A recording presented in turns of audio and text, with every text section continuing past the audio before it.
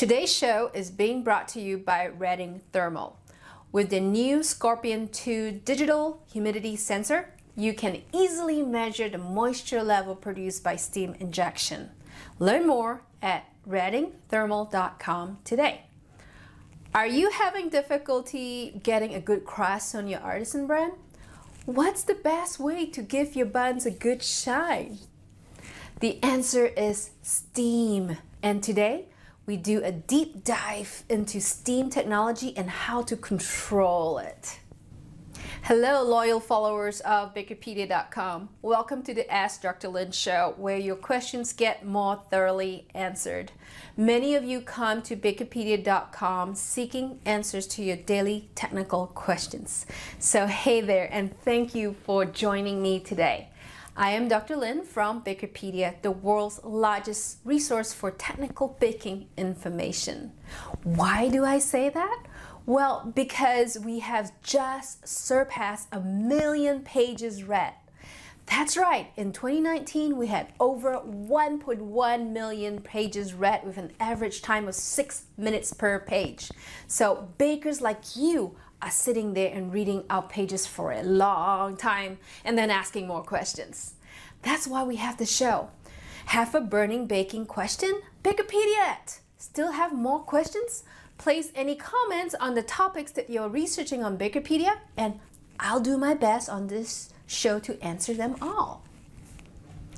All right, here goes. I'm going to focus today's show on steam, how to use them, and how to measure their effect.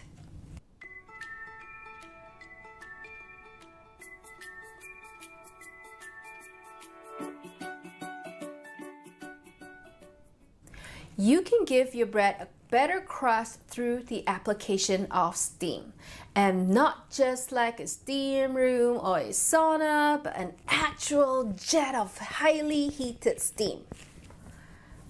What does that do? When steam is injected onto the surface of the bread, it penetrates the surface tension and immediately starts working on the starch. The starch granules swell and gelatinizes and form bonds with neighboring molecules. This action causes rigidity in the crust. The more forceful the steam injection and the longer it bakes, the more crusty your bread will be. Therefore, your steam injection technology needs to be precise.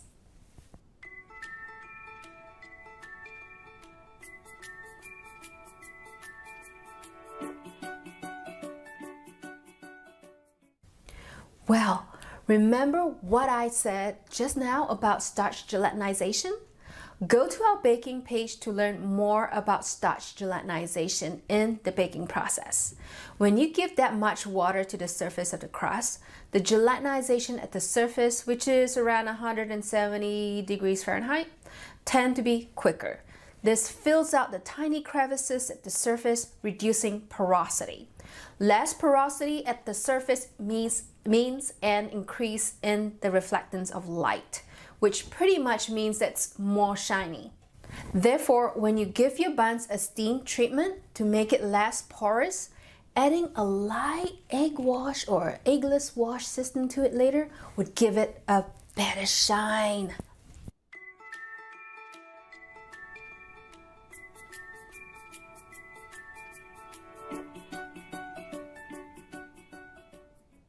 Before you do that, I would highly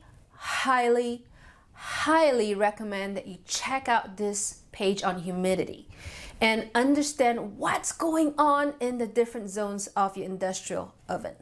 It's so important that you do this. Why do you do that?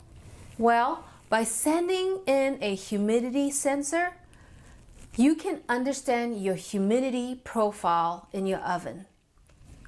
Do you know if you're even injecting steam in there? How do you know to quantify that? Contact Richard Stark at Reading Thermal to learn more about their new Scorpion 2 digital humidity sensor and how you can use it to profile your humidity, and really to see if your steam injectors work properly. For all you know, after sending in the Scorpion 2 sensor, you find out that there is a manual adjustment to your steam valves that's really an easy fix. And you don't need to steam longer than 10 seconds. Why not longer?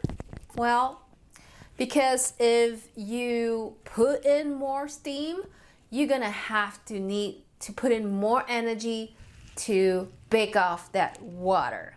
So don't do that. So try to study your humidity profile first before adding in more steam time, okay?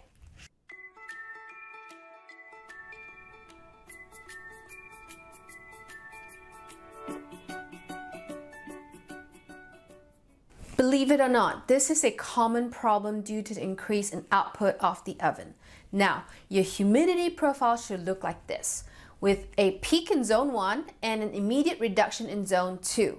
If you do not have this profile, then you need to do whatever you can to obtain it, including opening up valves.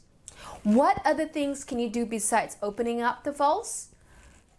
You have to either increase the baking temperature to drive out the water or to put in another oven zone. But before you do either of those, do you know there's an easier fix? Yes, slow down your throughput. I know you do not like hearing this. But when your profile is not like the one in the graph, it really means that you have a bigger problem on your hands. It means that someone increased the speeds at the dough divider or the proofer without considering the oven load. This is why the moisture is still in zone 3. Big mistake. So study your humidity profile first, slow down your process before you truly overload the oven. Then decide if putting in a new oven zone would justify increasing the output situation. I hope my explanation helps. So let me summarize this. If zone 3 is too humid and you cannot open up your valves, increase your baking temperature or put in another oven zone, or slow down your throughput. Now, let me give you my 2 cents on this situation. When scaling up or increasing the output of your system, are the people involved doing this as a team, or is it just one person manipulating the process?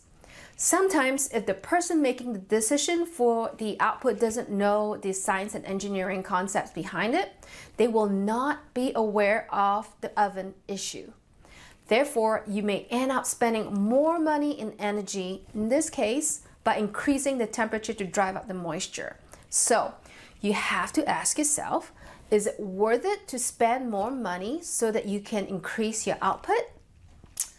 Doesn't sound very efficient to me, does it? So do me a favor, before you mess around with output rates, make sure you profile your oven efficiencies. You can do it by using profilers like the Scorpion 2. Scorpion 2 can determine important decisions for your process. That's easy. All right, I'd like to do a shout out to our sponsor Reading Thermal and their new Scorpion 2 digital humidity sensor. This breakthrough design provides bakers with an easy, accurate, and reliable way to measure the absolute moisture through the baking process. The sensor produces a profile of air temperature, dew point temperature, and percentage moisture by volume, all used to adjust the amount of steam injection and its extraction. Go to readingthermal.com today to learn more. Hey, before I end this episode, I have a favor to ask you. Please give me a like below if I have helped you in any way in understanding steam and crusting your bread today. Also, please subscribe to this channel so that you get a notification every time I upload a new baking science video or go live on YouTube. Okay, till the next time, bakers, have a baking question? Bakerpedia!